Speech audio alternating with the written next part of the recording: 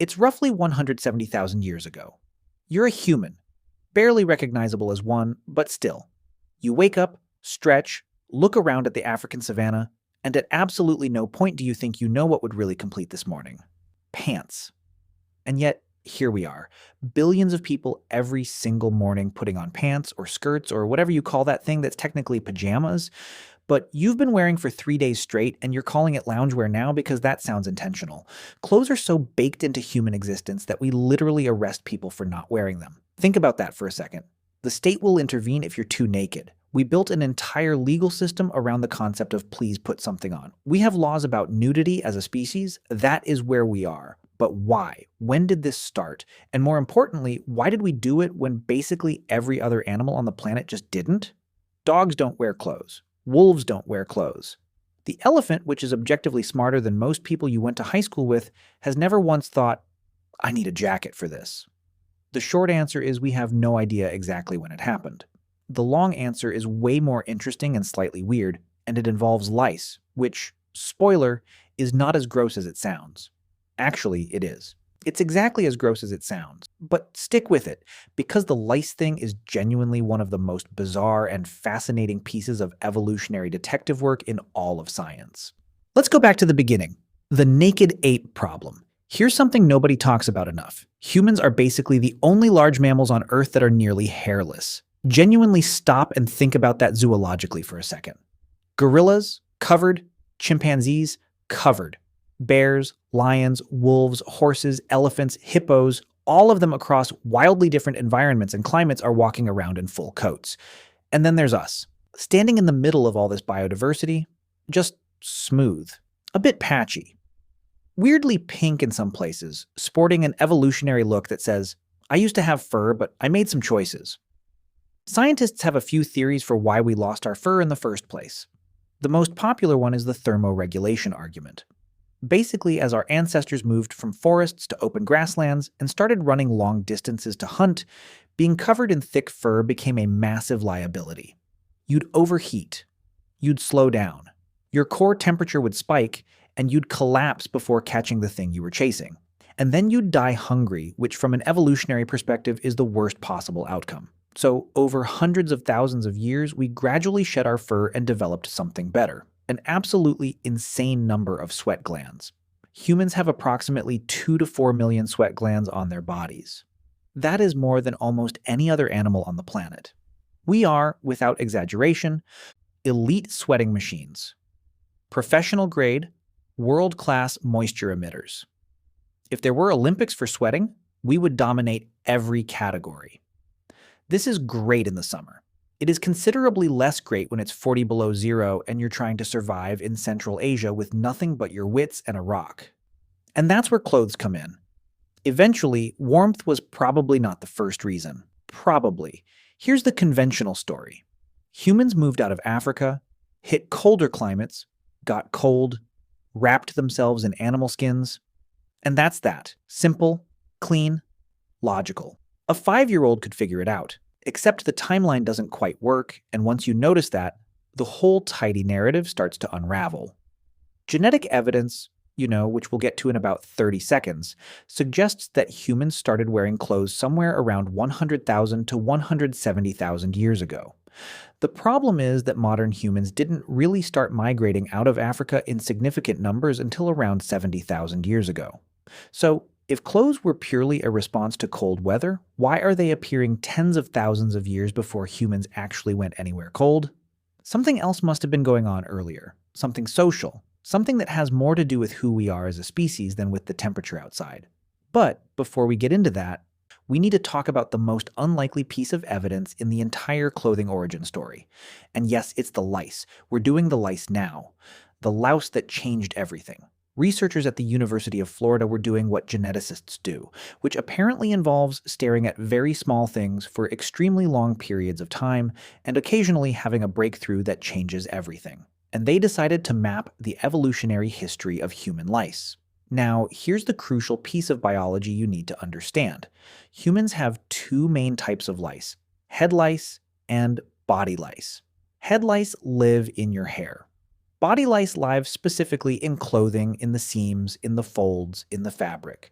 They are two genetically distinct populations, and body lice evolved from head lice at some specific moment in history. Here's why that matters enormously. Body lice can only survive if there are clothes to live in. They cannot survive on bare human skin. They need fabric. They need the warmth and shelter that clothing provides. So, the moment body lice genetically diverged from head lice, the moment that evolutionary split happened is essentially the moment humans started wearing clothes consistently enough to create a new ecological niche for a parasite. When researchers ran the numbers, they found that body lice diverged from head lice somewhere between 83,000 and 170,000 years ago. Let that sit for a moment. A parasitic insect, one of the most universally hated creatures in human history, the thing that causes mass panic in elementary schools and ruins camping trips, accidentally preserved the earliest evidence of human fashion. The lice know when we got dressed before we do. They were there, they adapted, they moved in. That is either beautiful or deeply, deeply horrifying. Possibly both simultaneously. Probably both. So, what were clothes actually for first? Okay. So we've established that clothing predates the migration out of Africa by a significant margin, which means warmth cannot be the original driver. So, what was? Theory number one, basic physical protection. Not from cold, but from sun, insects, sharp vegetation, and general abrasion. If you're spending your days walking through tall grass and thorny scrubland, tracking animals across rocky terrain, a basic wrap or loincloth made from animal hide creates a meaningful barrier between your skin and things that want to scratch, bite, or burn it. It's not glamorous, it's not philosophically interesting, but it probably kept early humans significantly more comfortable and reduced infections from small cuts and wounds. Sometimes the boring answer is the right one. Theory number two is where it gets genuinely interesting: social signaling. Humans are, at our core, profoundly social animals. We are obsessed with hierarchy in a way that goes bone deep. We are constantly, compulsively communicating who we are, what group we belong to, what status we hold, whether you should be scared of us, or attracted to us, or deferential to us. We do this with our posture, our facial expressions, our voices, our hairstyles, our tattoos, and quite possibly from very early on with what we drape over our bodies. There's evidence that our ancestors were using pigments like ochre for body decoration as far back as 200,000 years ago. That's before the lice evidence for clothing. So the impulse to decorate the body to signal something visually about yourself to the group that may actually be older than clothing itself. We were painting ourselves before we were dressing ourselves. The jump from decorating your skin to wearing a particular kind of hide in a particular way isn't a large cognitive leap. And once the hide is on, you start thinking about which hide and how it's worn and what that communicates. Is this the hide of something powerful? Did I kill it myself? Does wearing it say something about me? Welcome to the very first fashion industry. Population.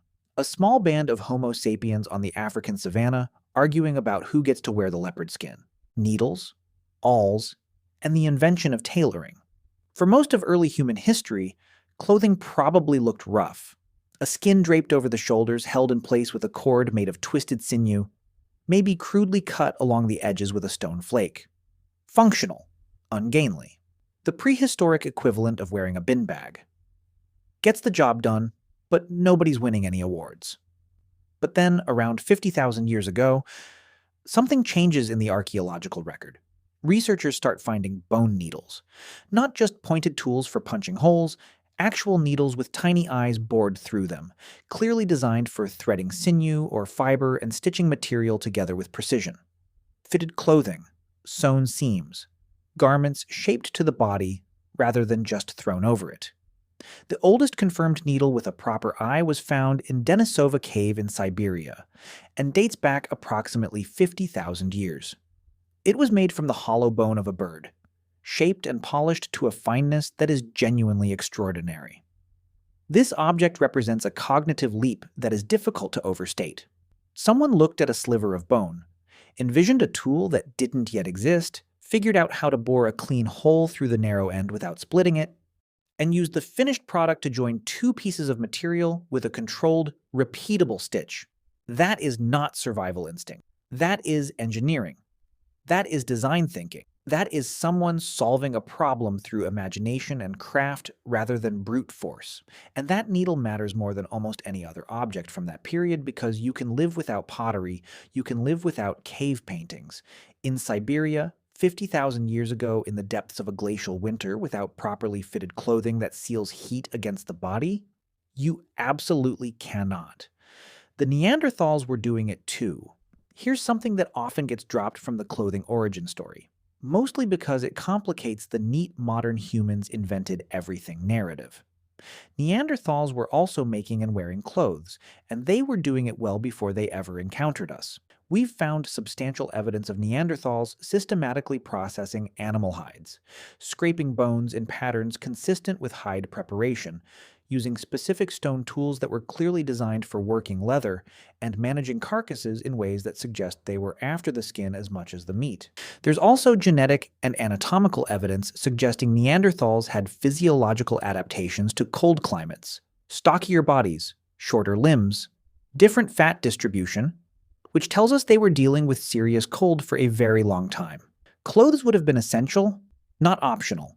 And then there are the Denisovans, the mysterious third human lineage we only discovered in 2010 from a single finger bone found in that same Siberian cave.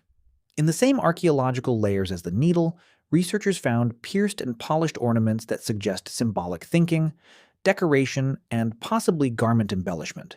A people we barely know existed were already thinking about what they were wearing and how it looked. So the impulse to clothe the body wasn't exclusive to our lineage. Multiple human species in different environments arrived at similar solutions through overlapping reasoning, which raises a genuinely unsettling question. Is clothing a human thing, or is it a smart bipedal primate living in a harsh environment thing? Is it inevitable? Would any sufficiently intelligent creature, cold enough and social enough, eventually figure out that wrapping yourself in something is just obviously correct? We don't know. But the convergence across species is very hard to dismiss. Let's take a step back and talk about the truly strange thing here. The thing that separates human clothing from every other animal's relationship with shelter or protection. If clothes were purely practical, every culture across history would converge on the most thermally efficient solution for their climate and just stay there forever. Thick hides in the Arctic, light plant fiber in the tropics, same shapes, same function, total standardization. Done. That is categorically not what happened. What happened is that humans immediately and universally made clothing mean something. In every culture we have records of, going back to the earliest archaeological evidence, clothing carries symbolic weight that goes far beyond its physical function. Priests wore different things than warriors. Rulers wore things nobody else was allowed to wear. The dead were buried in specific garments suited to their status and the journey ahead of them. Ceremonies required specific dress that would be absurd in any other context. Some of the oldest textile fragments ever found weren't just pieces of fabric. They were dyed in multiple colors. Someone, tens of thousands of years ago, looked at a perfectly functional piece of woven material and thought, this needs to be a different color. Not because it would keep them warmer, but because it would mean something different, because it would say something. This is the fundamental weirdness of human clothing. We use it as language. We use it to construct and broadcast identity. We use it to say, I belong to this group, I hold this rank, I am mourning, I am celebrating, I am dangerous, I am available, I am sacred, I am ordinary. No other animal does this. Peacocks display, sure. Cuttlefish change color, but they're not choosing what to communicate based on social context, cultural history, and personal narrative. That's entirely ours. And it started, as best we can tell, in Africa between 1 and 200,000 years ago, when some ancestor of ours picked up a piece of ochre, painted themselves with it, and felt something click into place about who they were in relation to everyone else. Even if warmth wasn't the original reason, it became a survival-critical one fast. Between roughly 120,000 and 70,000 years ago, Earth went through a series of brutal glacial cycles.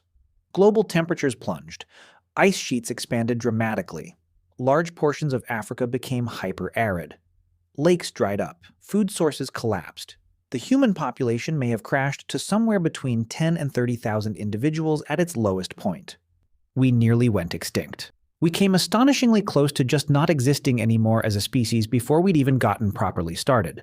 For the survivors, and especially for the groups that eventually pushed north into Europe and east into Central Asia over the following millennia, clothing was no longer a social signal or a practical comfort. It was the thin line between life and death, quite literally. The groups that had already developed sophisticated clothing technology, fitted, layered, stitched, sealed at the extremities, had a survival advantage so significant, it's hard to overstate. A properly constructed garment traps warm air against the body. It protects the wrists and neck, the places where blood runs close to the surface, and heat escapes fastest. It allows a human body to survive temperatures that would kill an unclothed person in hours. Those with the needle, the thread, the knowledge of how to prepare hide and layer materials, they made it through.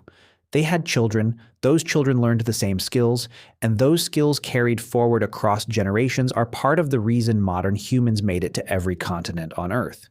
We didn't just evolve bodies suited for the world, we built a second skin and carried it everywhere we went.